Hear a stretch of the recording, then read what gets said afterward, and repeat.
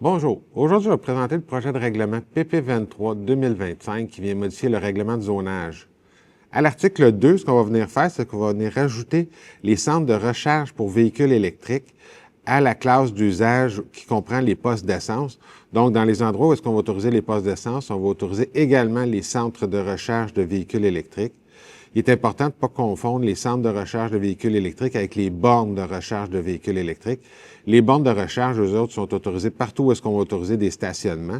Par contre, les centres dédiés à la recharge de véhicules électriques vont être dans la même classe d'usage que les postes d'essence. À l'article 3, on va venir viser la zone DL05C.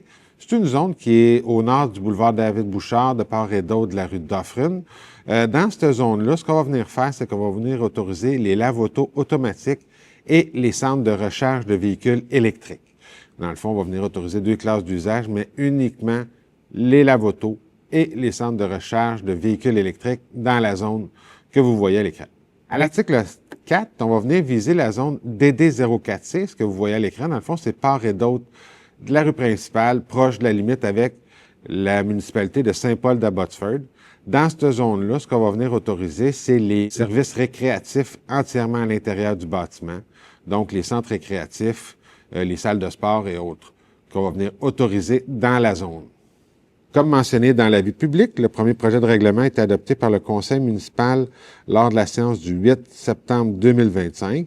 Le projet va faire l'objet d'une assemblée publique de consultation qui va être tenue à l'Hôtel de Ville le 24 septembre 2025 à 18h30, au cours de laquelle on va expliquer le projet de règlement, les conséquences de son adoption, puis on va entendre les personnes qui désirent s'exprimer sur le sujet. S'il y a lieu, les commentaires recueillis vont être transmis au conseil municipal à l'occasion de l'adoption du second projet de règlement lors de la séance du 1er octobre 2025. Puisque le projet est soumis à l'approbation des personnes éligibles à voter, les citoyens concernés vont pouvoir demander la tenue d'un registre du 9 au 17 octobre 2025 inclusivement.